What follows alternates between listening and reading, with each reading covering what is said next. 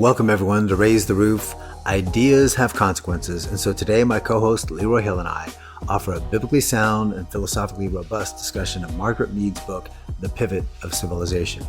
We show how her agnostic worldview has shaped many of today's conflicts over sex, undermined science, vilified religion, and deformed the worldview of many Christians. Before we dive into the mind of Mead, here is a bit of background on her life. Margaret Mead was born December 16, 1901 in Philadelphia, Pennsylvania, was a trailblazing anthropologist raised in a politically and socially progressive family. Mead, an agnostic, studied at Barnard College and earned her PhD from Columbia University under the famed Franz Boas, also known as the father of American anthropology, and he also wrote the foreword to her book. Mead's groundbreaking fieldwork in Samoa resulted in her 1928 book, which we are exploring today, Coming of Age in Samoa. This book made her a household name in America. Mead's work claimed to be a scientific explanation of culture, gender, and human behavior, and her findings shaped much of modern anthropology. She died November 15th, 1978 in New York City, leaving a legacy of bold ideas and cultural insights that are probably more destructive than helpful. So to understand the nature of Mead's work, let me turn to Benjamin Weiker's introduction. He says it this way: in 1925, a very young graduate student in anthropology, Margaret Mead, sailed to the island of Tau in America, Samoa, to test a rather interesting hypothesis: whether adolescent rebellion, turmoil, and angst were natural or cultural. Mead published her findings in 1928, adding to a swelling pile of confusion that included Margaret Sanger's The Pivot of Civilization and its faith in the liberating power of sexual glands, Adolf Hitler's Mein Kampf and its identification of the Jews as the greatest problem facing genetic progress, and Sigmund Freud's The Future of an Illusion and its assertion that we are by nature amoral savages and that morality is only a series of taboos erected by a man in the name of religion, which was itself an illusion. The interwar years were indeed good times for bad books that added immensely to the West treasury of pseudoscience. Mead's contribution was to foist on the poor Polynesian Samoans her own vision of a happy sexual paradise in coming of age in Samoa. Mead's modus operandi of gathering facts from primitive fictions to suit her philosophical fancies has, as we've seen in this book that we're reading and also, obviously, our podcast series, a distinguished pedigree. Hobbes painted a vivid picture of our natural condition based entirely upon such a fiction. Rousseau and Freud did the same. All these authors used selective or imagined evidences to argue that human nature was best understood in man's primitive state. Their underlying assumption can be expressed in a simple formula: the natural equals the primitive equals the good.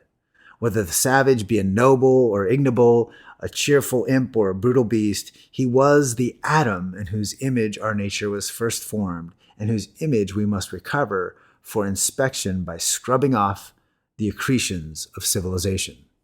Given that intro by Weicker, here's my take. These worldview assumptions were untested by Mead and are reflected in her poor scientific methodology. In my upcoming conversation with Leroy, I outline 10 flaws in her work, which are not isolated to Mead herself.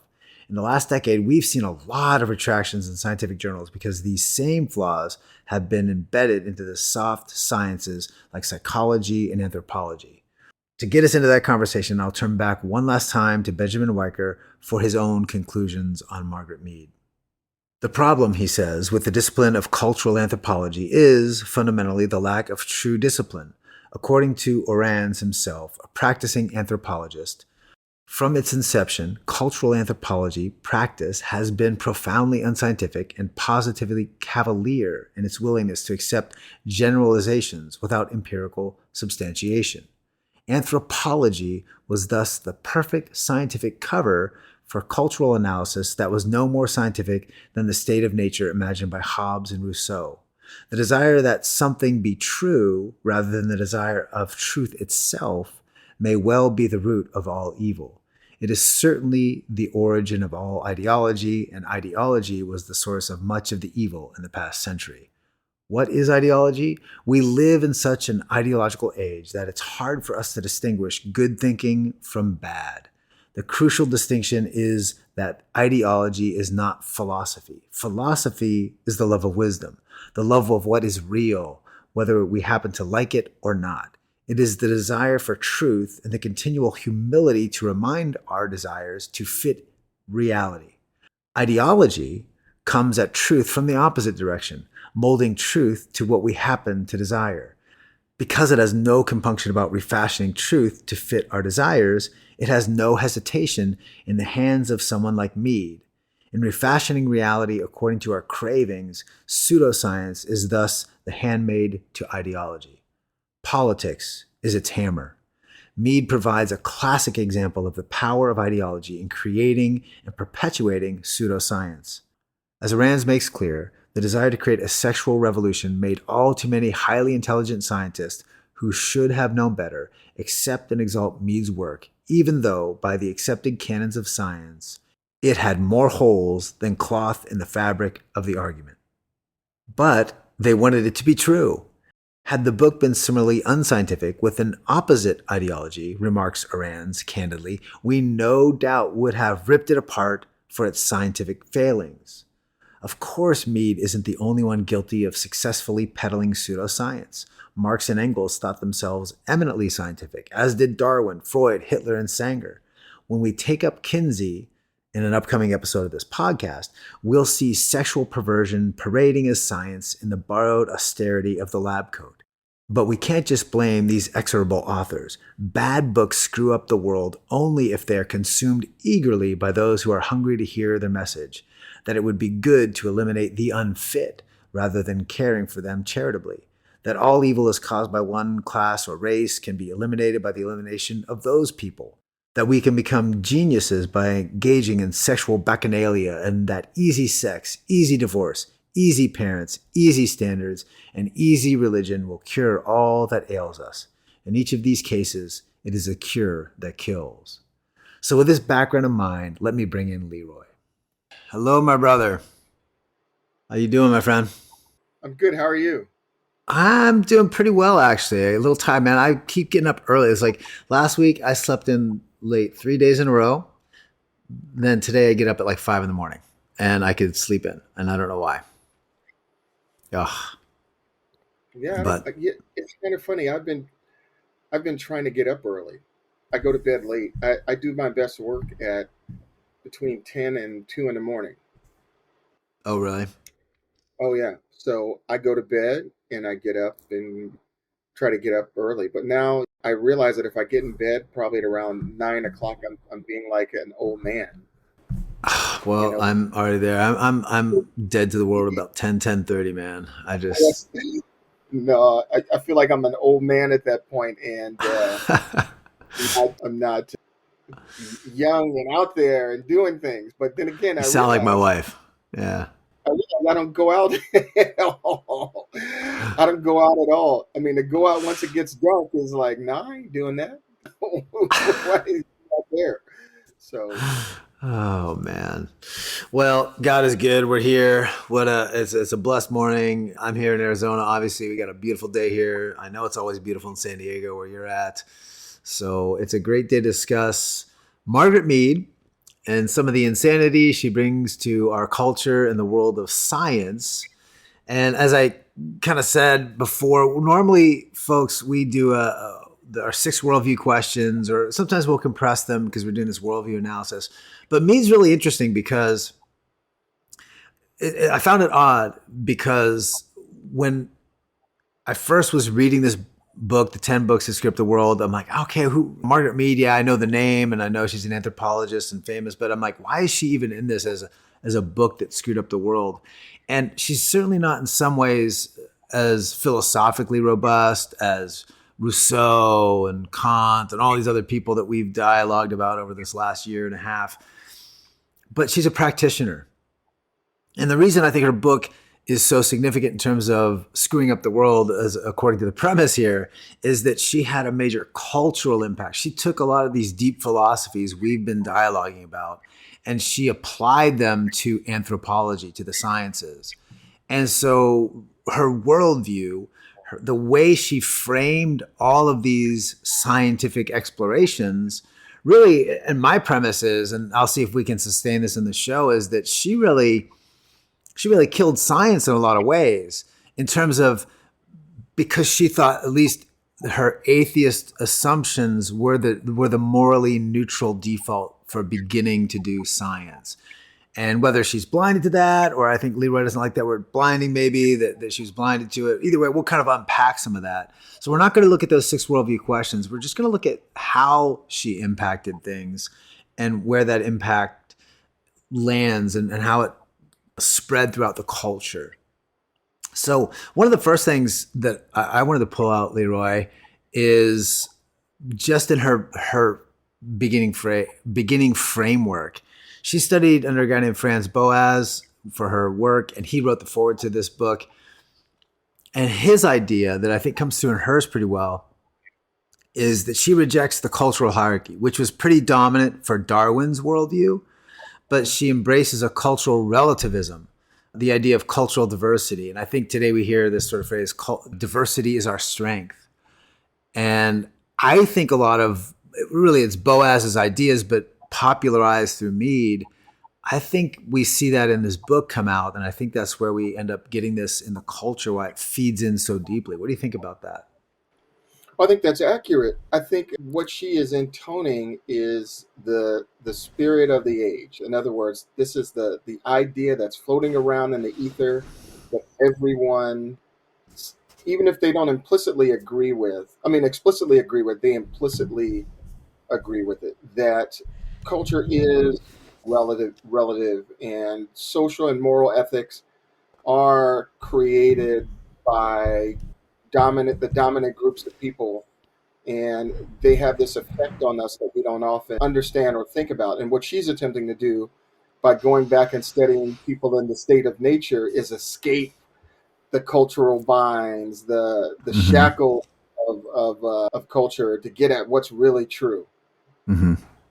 Yeah, and the thing is, and why this is so significant as a turning point in the West, though, is that she did really reject the Darwinian view of biological determinism.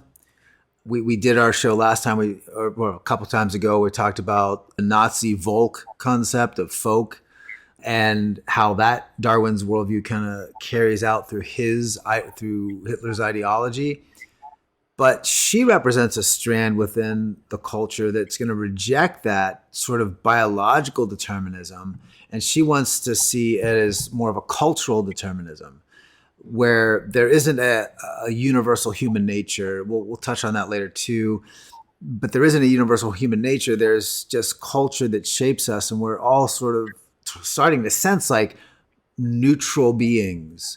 Maybe the tabula rasa concept comes in a little bit. We're all blank slates in some sense, at least. She's touching on that idea, and of course touching on Rousseau's the noble savage concept. And she's rejecting what would be the scientific consensus at that point for a new sociological consensus. So I think that's why there's such a huge shift. So there's no shared worldview. There's no one worldview. There's only diverse worldviews. Mm-hmm. Therefore, like religion itself is anthropology, right? And this is where Boas, her mentor and guide, kind of jump into this. He wrote this in one of his writings. He said, "It would seem that mythological worlds have been built up only to be shattered again, and their new worlds were built from the fragments." He was actually doing a study of Indian religions, and he was commenting on some other stuff there, like of native Indian religions. Like I think it might have been like Canada or something like that. I can't remember. But it's this idea that we all invent these stories and fables and myths, and then we destroy them and we just build up new ones. And so, Mm-hmm. therefore, all these cultures, none are better or worse necessarily. They're all just in and of themselves their own reality. I don't know. Does that check out with what you read so far? Does that make sense? Yeah, and the I guess the unique thing about, or the not so unique thing about it is, they're not grasping, or they're not grasping that the moment that two people get together and decide that they're going to embark on this new way of life, that they're living, those two people, whoever they are, wherever they are, they're living at a point in time and place in history and a civilization in which they are bounded, right? They are Hmm. bounded. The unique thing about Margaret Mead's ideas is she's probably one of the people that go out into the world, into the state of nature, and study man in the state of nature, and then come back with data to kind of put forward as a rebuttal against society's normal restrictions and constrictions. And for some people that's kind of epic making. She's the first one to do it, but like we talked about before the show, we never considered the fact that she didn't go to a culture that was free from Western influence. She went to one that was influenced by Western influence, Samoa. She didn't go to some of these cultures that where they've never seen white people before, where they might be tempted to shoot you with arrows and study them, right? She went to a culture that was already influenced by Western civilization and then attempted to study that culture as if it was morally neutral. Yeah, You as if it was this pristine native culture thing. know, That's culture, and it yeah, wasn't. that's yeah, that's such a good point too, because it gets to when you look at the impact of this book, and this is one of the things that had me going for a while, and I was like, why?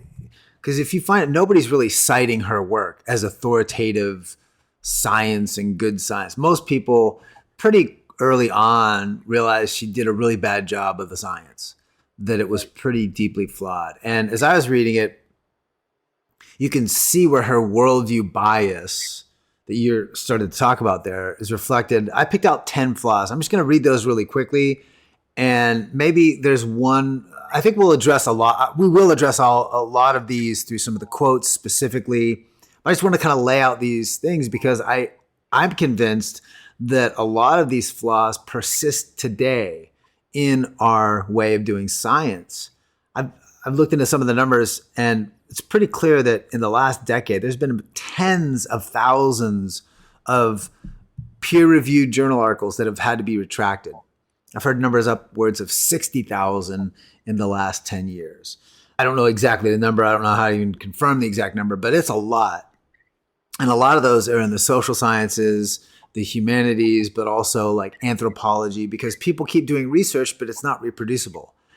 Mhm. And I think a lot of that is because we've embedded worldview to the point where we're no longer doing good science. We're doing worldview wish fulfillment. It's that Freudian concept of I'm wish casting. This is what I think Mead really did. She's wish casting what she wants the world to look like and pretending it's the is, whether maybe she just thinks it is, I don't know. But it's not even the is of what is, it's her wish casting on the world. And then she says that it determines the ought of the future. And this gets reflected in her really bad science. So here's the 10 things. And then I'll get you to jump in at least what you think are the most significant of these, Leroy. So she had limited duration for her field work. She spent only about 9 months in Samoa, which is really, to gain any meaningful cultural understanding, pretty insignificant. Mhm. She took a non representative sample from the culture. She focused on a handful of adolescent girls, not the broader population, which limited the reliability of her conclusions because she just had a very small segment. She had a language barrier. She wasn't fluent in Samoan and relied heavily on interpreters. So there's a lot of miscommunication, or there's even some things I read where interpreters might have been, I guess today we'd call it trolling her, or they're gaslighting her, or they sort of told her what they wanted to tell her, what they thought she wanted to hear. So there's some of that I read about. I can't confirm that. I'm just going by some of what I read of some of the reviewers of people, but that's something worth exploring. She had an over reliance on her interview subjects. Again, it's a small group, but that led to some problems. She didn't cross check her data, her information. She didn't systematically verify the information claims, which is kind of a key part of science, through other community members and observations. And like you said, she did one group of people, but not other Samoan groups of peoples, which would have helped cross check some idea. My big thing is the cultural bias. That's the sixth thing here. She projected her own Western feminist progressive ideals onto Samoan society, interpreting what she saw through her own worldview. Number 7 is the absence of quantitative data. Research lacked any detailed records, surveys, or statistical evidences to support her generalizations. Number 8 is ethnographic subjectivity. She blended observations with interpretation in ways that blurred the lines between data and personal reflection. She romanticized the portrayal of native life. This is that Rousseauian philosophy we talked about a few episodes back. So she takes this idea of Jean-Jacques Rousseau's The Noble Beast, and she idealizes Samoan society as this carefree, sexually open group, but she downplayed any sort of social norms or taboos because she just didn't want to see them, or she couldn't see them. And then 10th and finally, she didn't have any real meaningful supervision. She was a young researcher in her early 20s. She worked largely unsupervised, which may have led to a lot of the methodological lapses. So that's the quick 10. I just wanted to throw out there. What do you think about those 10 things? Those are radically disqualifying.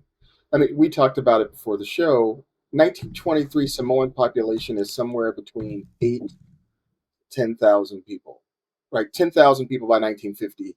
About 8 to 10,000 people somewhere like that by 1923. She comes from Philadelphia. She's a fellow Philadelphian. I'm a Philadelphian. 1923, the population in Philadelphia is almost 2 million. It's easy to make statements about such a small population living apart from technological advancement, living in a communal and shared society. It's easy to make those statements, but you can't extrapolate them out to 2 million people, let alone whatever the population in America was in 1923, and make an apt comparison about what ought to be based on studying 8 to 10,000 people for 9 months. You can't do that, and this is because men are primarily embedded within societies, and no matter what society you live in, you're not free from constraints and constrictures of that society, and not only not free, you're not even free to think differently because you're born into a particular family, which has its own construal of what it means to be a mom and a dad, and the role of uncles and the role of nieces and nephews and cousins within the family, even within our society. That's going to be different between one family and another family. But taking those two differences, extrapolate that out to a particular culture that you belong to, that's going to influence how you take the roles of moms and dads and children within that particular culture. Not to mention that you live in one of the most advanced societies in the history of the planet, where you're going to need to have constraints on sexual and moral activity. I mean, you need to in order to live together. So, what might work in a society of 8,000 people in tribal Samoa, it's not going to work in Southwest Philadelphia. It's not going to work in Philadelphia at all in 1923. It may work for a few people for a short period of time, but once that idea becomes the universal or communal ethic, it's like throwing gasoline on a fire. It just doesn't work. Yeah, and that goes to also, again, let's dive into some of her worldview assumptions and where those play out in her writing. So again, it's nobody's really looking at her actual analysis of the culture. That's not the meaningful impact. It's that she embedded this worldview into the scientific methodology, and that's what has impacted us today. So one of those fundamental commitments was a denial of a common human nature. This goes back against the Franz Boas, who's considered the father of modern anthropology. He writes the intro to her book. Again, as I said earlier, he was a supervisor, so he had a big influence on her. He wrote this at one point: courtesy, modesty, or he actually writes this in the intro to the book: courtesy, modesty, good manners, conformity to definite ethical standards are universal. But what constitutes courtesy, modesty, good manners, and ethical standards is not universal. What do you notice about that phrase? It's self-refuting. You can't say courtesy is universal, but what it means is not universal. He's claiming these things are universal, just yet there's no universal. So the word doesn't mean anything. If there is no universal standard, then there is no universal thing called modesty or courtesy. It's nonsensical philosophically. Yeah, this is sawing off the branch that you're sitting on. I mean, you're going to you're refuting your very ideas in the very statements that you make. I can't understand saying I can't understand a word of English in English. Yeah. You That's exactly what he did. And it's just, can't understand. I read that in the intro. It's just, oh my gosh, from the start, I can see the issues.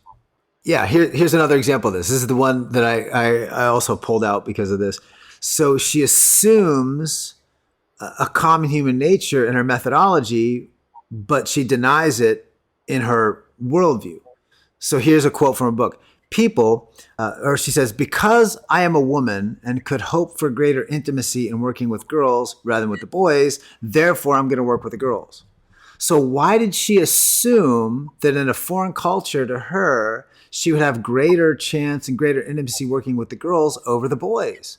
Because her entire worldview assumption is that that doesn't exist. There is no difference between boys and girls. And she goes into the homosexuality stuff. She goes into all of these issues and say all of these Western standards are non-universal.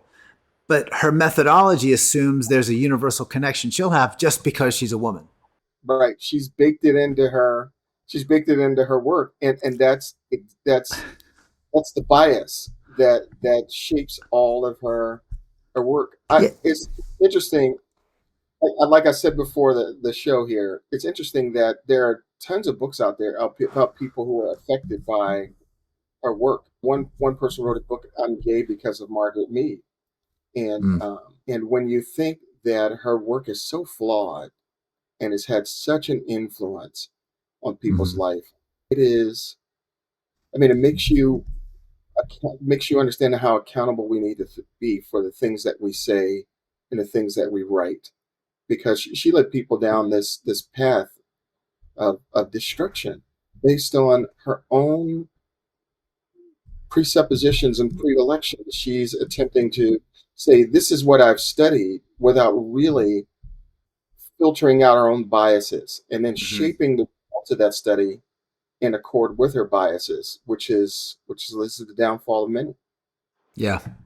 Yeah, by the way, I'm throwing up a quote there. It's a pretty long, lengthy quote there from one of our viewers, Joshua Davidson, and he actually asked also if we had a YouTube channel. So yeah, you can find pretty much all of this. We're live there right now for those watching on Facebook or X, also on LinkedIn. But it's all of my extensions are at jrmiller777. So if you use that for the YouTube now, because that's the way they do. So youtube.com/@ at jrmiller777, you'll find that. You'll find all my X profiles, those sort of things. So that's the easiest way. But Josh was talking about the same thing. Well, I believe that there's this built-in nature of human sexuality given by God. It's that Christian worldview thing. And that's what he was Mm-hmm. just affirming.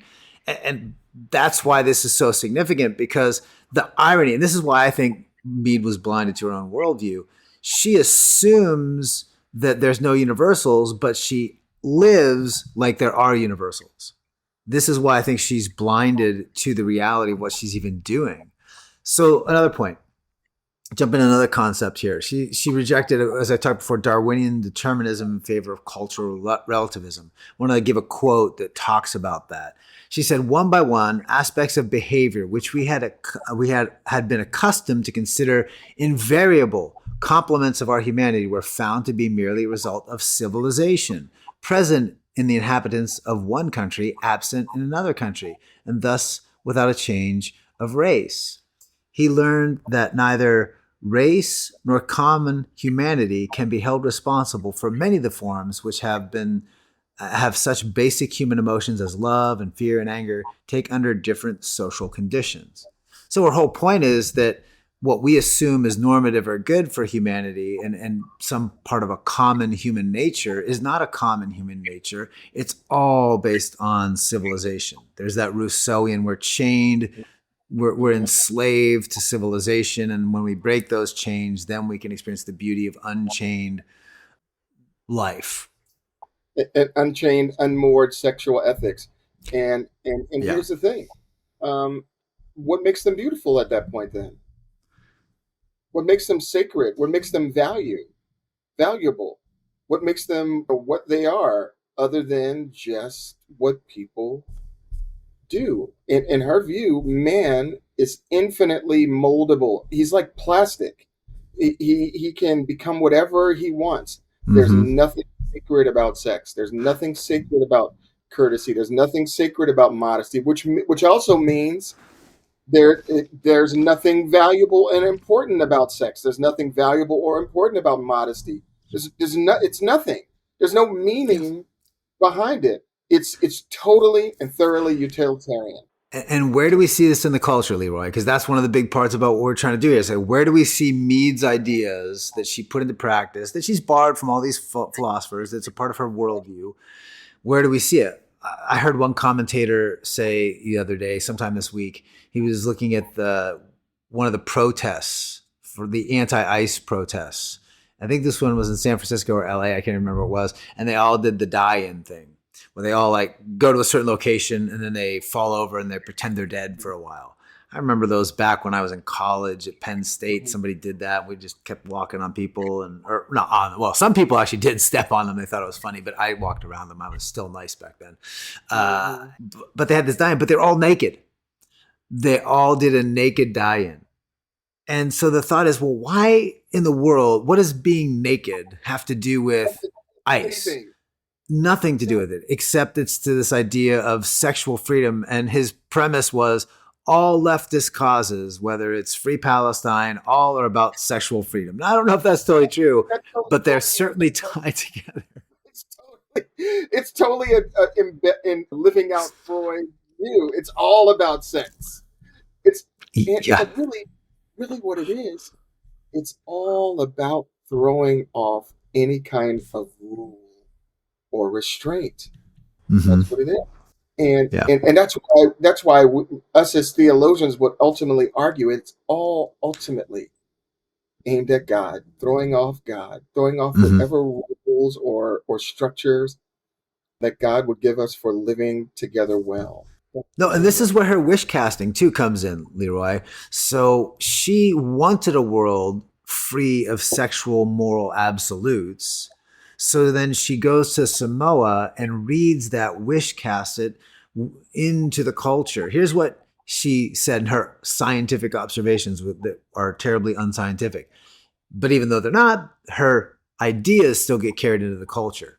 So here's what she says. The general preoccupation, she's talking about the people of Samoa, the general preoccupation with sex, the attitudes that minor sex attraction, suggestive dancing, stimulating, salacious conversation, salacious songs, and defiantly motivated tussling are all acceptable and attractive diversions, is mainly responsible for the native attitudes towards homosexual practices.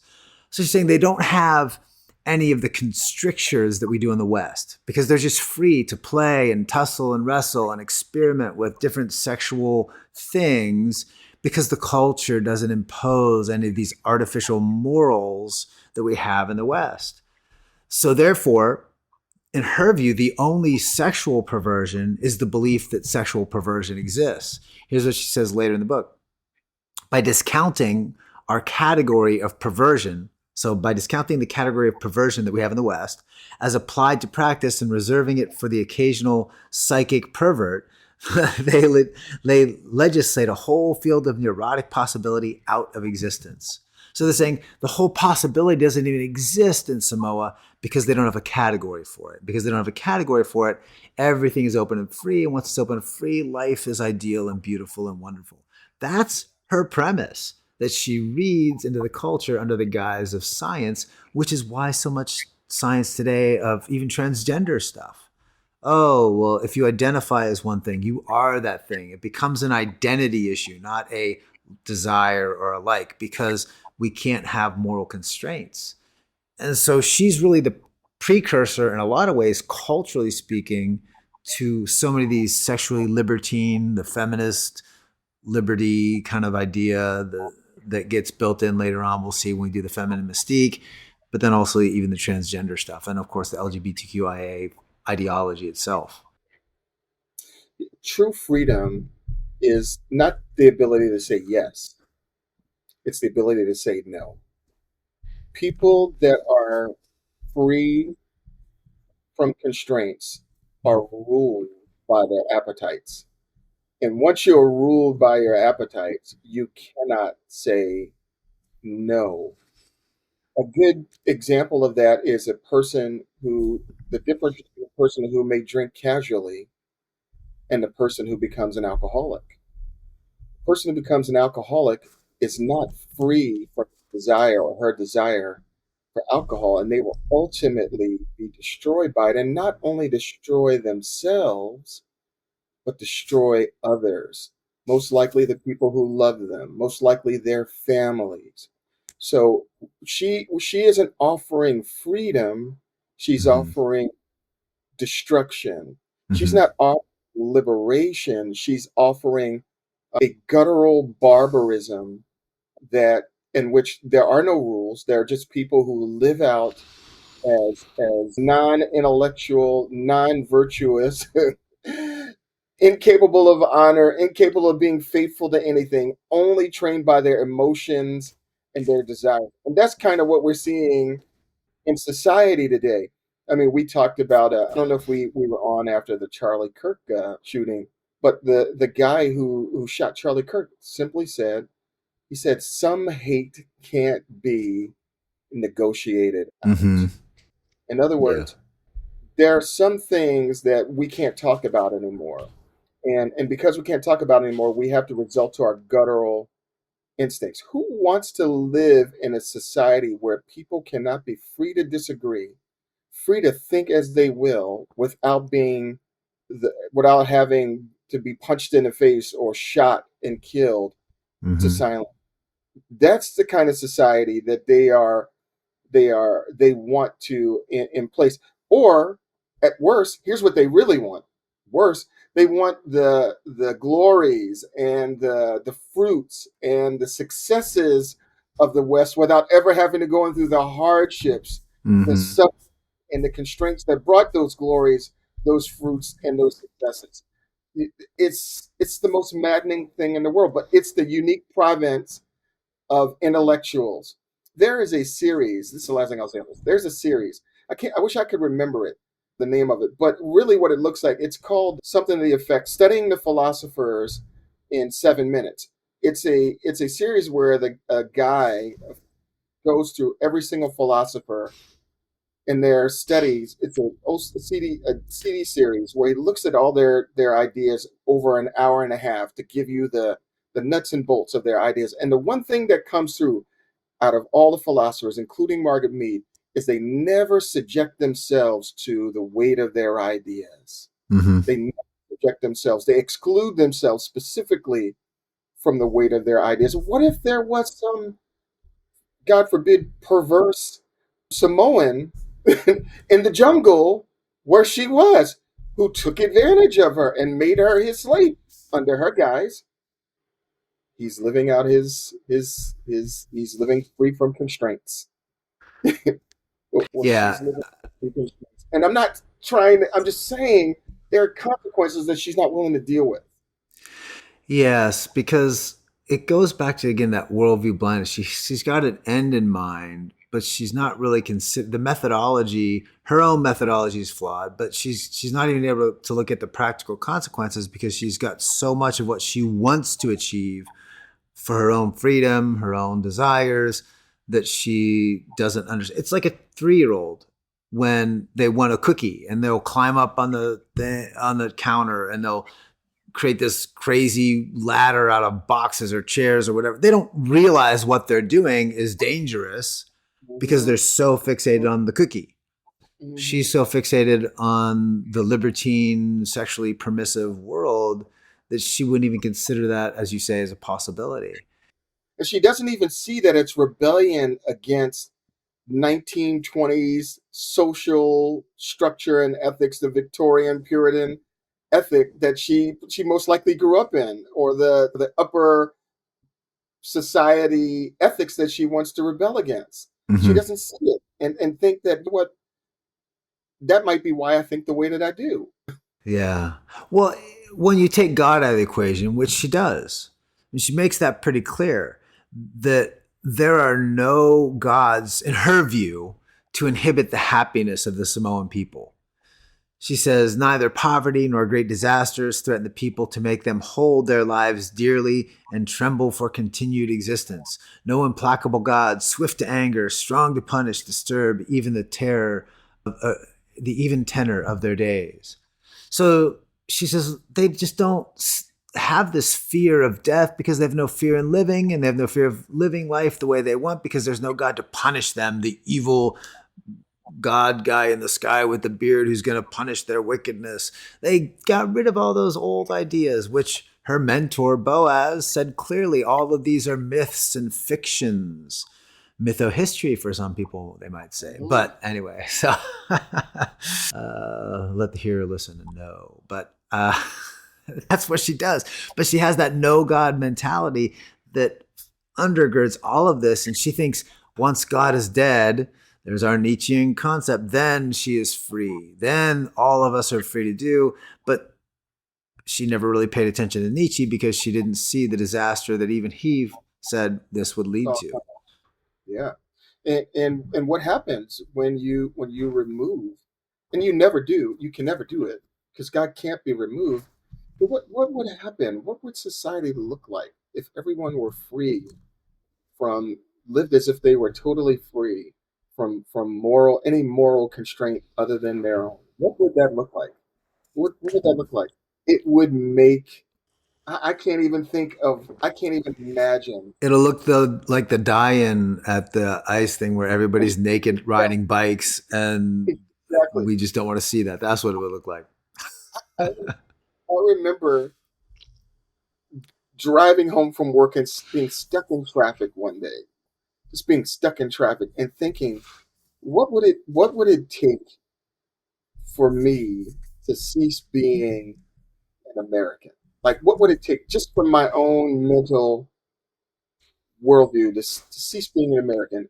I mean, it would take some catastrophic event, right, that would take place in America where we could never really reform again as a people, right? So it would Mm-hmm. take a cataclysmic, catastrophic event where we could never reconnect as a person. And then I began to think of the next question: what would it be then?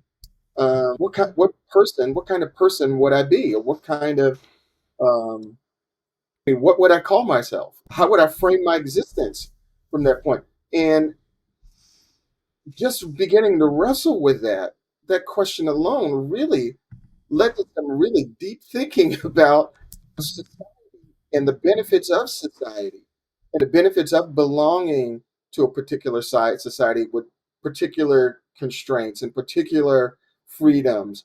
And then if you took Margaret Mead and you were to just take a sponge and wipe away the horizon, you wouldn't get freedom.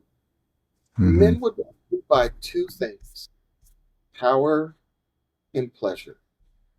Power and Mm-hmm. and neither one is a good taskmaster. Power and pleasure. That's what would be the rule. That's what would all be left. And the powerful would control the weak. They would destroy the weak. They would use the weak for their own good. There would be no freedom for the weak because the powerful would exert their power over the weak. And in pleasure, God forbid you had a perverse person with power over the weak, or even worse, a weak Yeah. person with power over the weak. But for her though, there is no such thing as perversion, so it could never happen. So Leroy, you're creating fear mongering because there are no perversions. It's Yeah, just pure pursuit of self happiness. we'd be like animals in the jungle.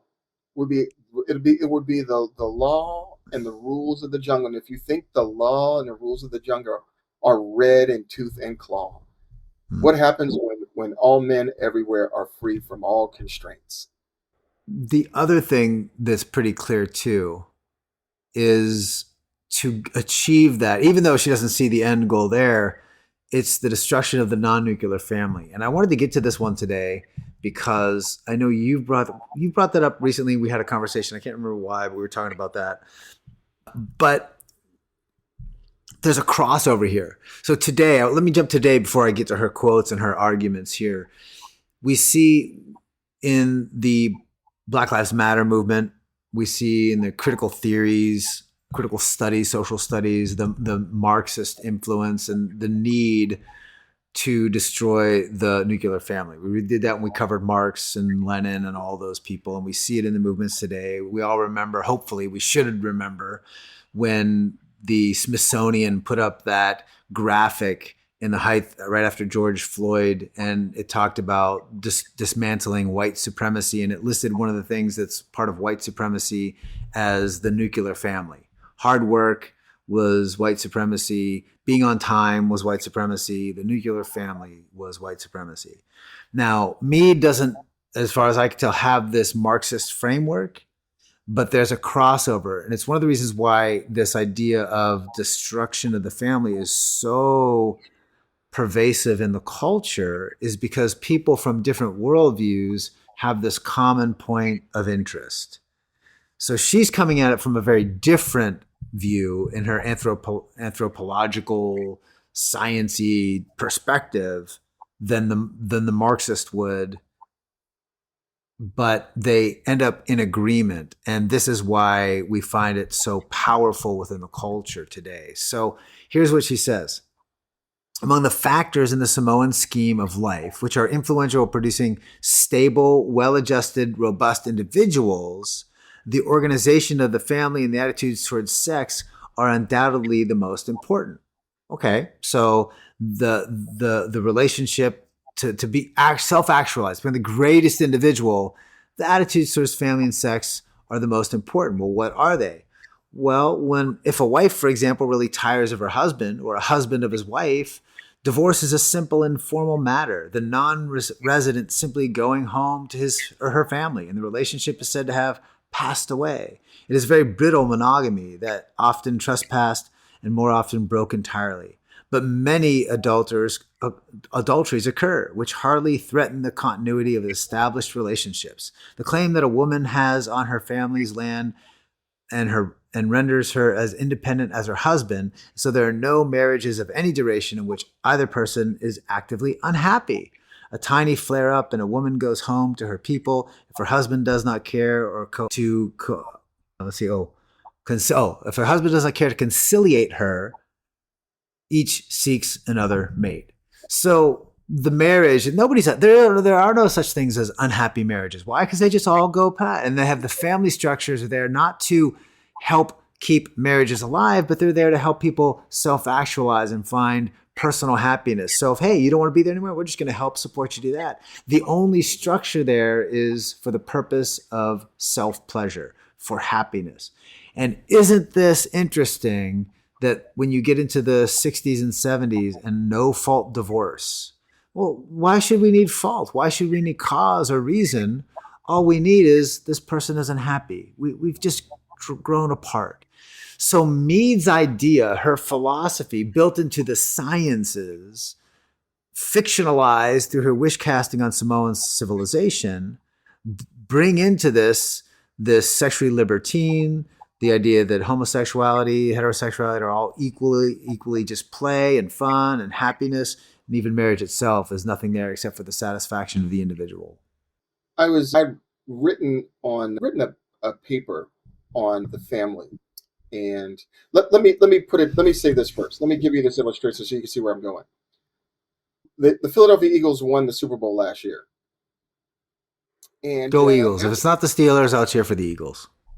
Fly, Eagles, fly. I just wanted to bring that up. But I remember, and I reflected on the season, and I remember this was one of the first years that I've watched just about every game that the Eagles played. And I'll tell you what I appreciated. I had learned after the season to appreciate the losses as much as I appreciate the wins. Because when you can appreciate the losses, it helps frame the value of winning. And if you think about, if you root for a team that never loses, you can actually get bored of watching the game. It's the sorrowful things that happen in the season, the injuries, that when you reflect on it, it makes everything sweeter. When I was in the Marine Corps, we would go on these harrowing adventures, right? And they were just awful. But after it, when we all got together and we would be sitting around driving to some place and we just talk about how miserable we were, you would find yourself enjoying years later the misery, because the misery framed all the good and the experiences that you all had Yeah, it together. bonded you. The misery served to bond you, right? In the same way, marriage and love relationships cannot merely be recreational, where you can only appreciate the good that comes from it, because then you lose the meaning and the significance and the value of those relationships that come with hardships, difficulty, Mm-hmm. suffering, loss. I mean, I've been married to my wife, been with my wife for 30 years. And the longer we're together, I as much as I appreciate her more, I dread the day that one of us will wake up and the other one will no longer be here. And it makes me appreciate the time that I have with her now in much greater way. And when I listen to people like me who want to play off these relationships as if the suffering is the thing that is needed to be avoided, you can only find that in a particular society Mm-hmm. where affluence rules and people have the means to recover from bad decisions, mistakes. They have families that go back to that will make sense of the destroyed life and all the bad decisions that were made, Mm-hmm. and not what most people have. So her concept of the family, and the reason why people want to destroy the family is because they want to unmoor society from anything permanent. Because their goal is, like me, to reshaping. They have this view of man being plastic and moldable and can relearn anything. And they just don't have a clear understanding of what man truly is in its essence. They have a cartoon perspective of humanity rather than a realistic one.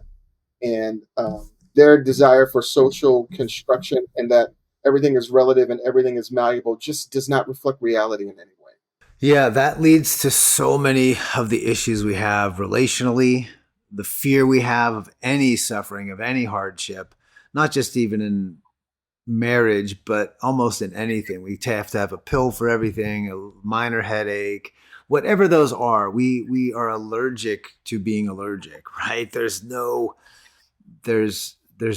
place for that. So we're over medicated, we're over safe space. Everything has got to be a safe space. Uh, we get rid of our teeter totters on our playgrounds, whatever it is. It's that Helicopter entire parenting. world. Yeah, the helicopter parenting world. The what do they call it now? There's another gentle parenting or something along those Oh my God. lines. It's like this, and hopefully this illustration. It's like the person who would give you drugs. They're selling you on pleasure and escapism and whatever. But really, what you don't understand is they are making a meal of you, because God forbid you get hooked on those drugs, then Mm-hmm. you will become a cash machine for them, right? And this is what I think about Margaret Mead's ideas. She wants to sell you on this concept of freedom, pleasure, without really telling you what the consequences for that will be. You will be made a meal of people who don't think the way that you do. There's a book by Charles Murray called Coming Apart, where he looks at two societies that are living together. One is a poor society, poor city. The other one is a rich city. The people in the rich city, um, they they are the ones who preach sex freedom for sex, freedom for all these nasty things. But when you look at their lives, they don't live that way. They live more like 1950s Yeah. America. And really, what he said in that book that is so interesting, he said they promote sexual ethics and freedom for people who do not have the means to recover from the mistakes that they're going to make, while they themselves provide the means, the psychiatric treatment, um, Mm-hmm. home and live with us, and we'll take care of you. We'll help you get back on your feet. The support systems, they provide these things for people who don't have the support systems who will be able to recover. And ultimately, it's destructive. Yeah.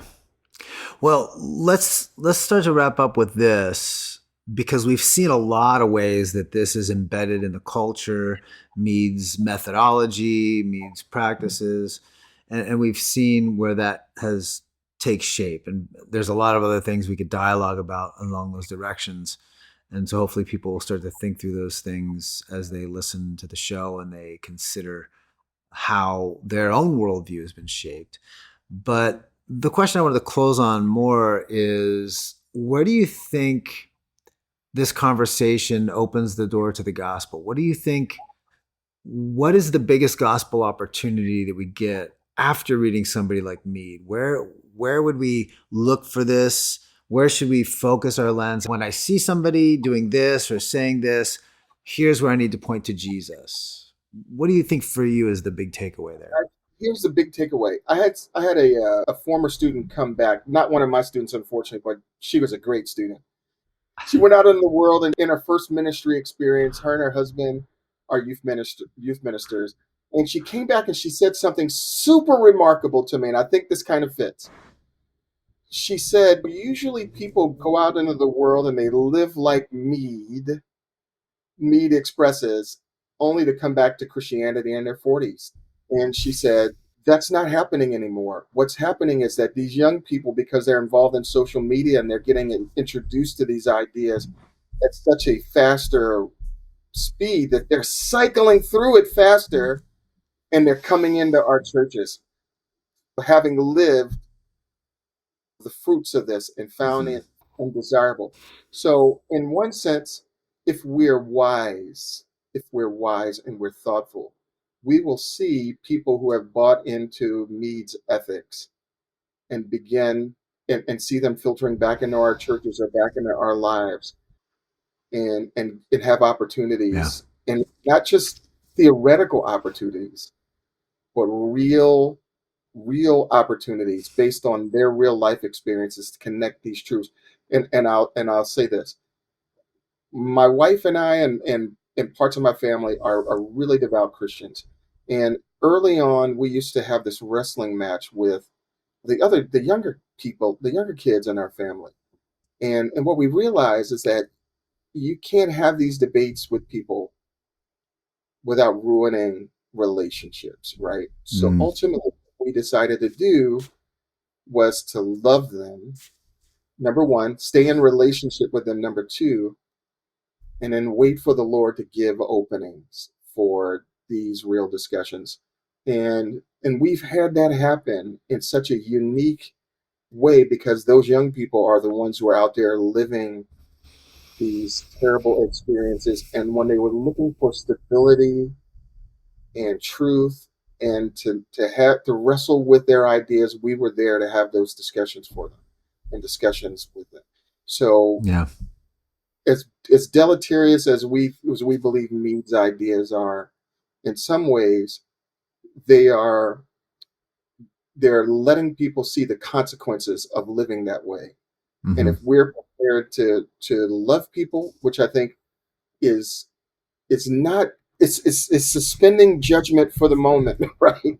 Suspending argument for the moment so that at the right time we can say, not only because we've demonstrated that we really love these people, but because we know the truth and that truth is reflected in our lives, then we'll have something to say in that moment. So I think as crazy as Mead's ideas are, she's like the black uh, rug in which we throw the diamonds on, and the diamonds can shine against that black rug, so to speak. Mm. So, It's good stuff. For me, there's so many ways to go with this, but I would say maybe my takeaway is for the gospel opportunities for Christian parents to remind us that love just doesn't have boundaries. Love is the boundary mhm. that allows us to parent well, to raise our kids in the way that they should go. And when they become adults, they would not depart from it. Followers of God, followers of those who pursue the holiness of God. And the whole movement in the 60s and the 70s that treated children as the noble savage, the Rousseauian noble savage, that they didn't need our guidance. They didn't need us to tell them what to do. We are just there to foster what they want to become. And we're just there as vehicles to transport them wherever they want to go. And of course, that has become idealized in the sexual identity movement of homosexuality and transgenderism. My child feels a certain way, then my only obligation is to affirm their feelings or validate their feelings. But love is going to say, look, I need to tell my kid, this is wrong, this is bad, this is unhealthy. There's something you are doing, whether it be in a sexual sense or just selfishness or greed or stealing toys or cookies or lying, whatever those things are. Love is the boundary for that. And it is not bad parenting to put limits on your children. Matter of fact, that is the definition of good and beautiful and loving parenting. Because if you don't put those limits on, you're not reflecting the love of God, who created us with limits, put us in the garden. And he said, hey, this tree of life, have at it. Everything is great. One thing you want to avoid is that tree of knowledge of good and evil. And he gave them a choice between every day. I kind of look at it every day as there's a negative choice and a positive choice. I'm going to avoid the tree that he said don't eat of. But every day they still had to eat of the tree of life. Because remember what happens after they sin, they kick them out of the garden so that they cannot live forever. That kind of, that whole dialogue that takes place there. So what it tells us is that it's not just a negative choice. Sin isn't just about a negative choice. There's a worshipfulness of the positive choice that has to be made. And the only way to know that is to put the boundaries there so that the child knows what is good, what is pure, what is lovely, and what to pursue in their life. And if they're going in another direction, they'll recognize it. So I think putting those boundaries there, society's telling you you're a bad parent, you made your child cry, or you're not validating their feelings. Sometimes their feelings are messed up. And that's what love is going to do, is going to constrain them so that they can experience the true freedom of life. So any final thought from you before I close this out? Yeah, the Margaret Meads want us to live by our appetites. They want us to live by our appetites. But ultimately what that leaves us to be controlled by people who don't live by theirs, their consequences. And I take the point that you're making. I would want my sons to go out and live life with passion and with gusto, but I would want them to live in constraints. I would want them to live as if there is a rule, and within those rules, like G.K. Chesterton said, if you put a bunch of boys on the top of a mountain and gave them a ball to play, and that mountain was bounded by steep cliffs, it's not that they wouldn't play. It's just that the circle in which they would play in would be so small because they couldn't. But the moment that you put walls around the top of the mountain, the boys would play so hard that they would bang into the wall because the walls themselves protect them from going off the cliff. And within those walls, they're going to not only find joy, they're going to find passion. They're going to live life well. So the wall that prevent you from going off the cliff, prevent you from living the ultimate freedom, which is freedom from life and destruction, right? So they're good. They're good for you. Yeah, we need those for sure. Well, there's a lot more we could say about Margaret Mead's impact on our culture, but for now, I want to encourage everyone, all my brothers and sisters listening, to go out, till the soil of culture so that you can raise the roof on the science of wish casting. And I hope you'll come back and join me for the next episode. In the meantime, don't forget to follow and rate the show on your favorite podcasting service. And if you want to participate with me in a subscribers-only question and answer, you can sign up through my website, morethancake.org.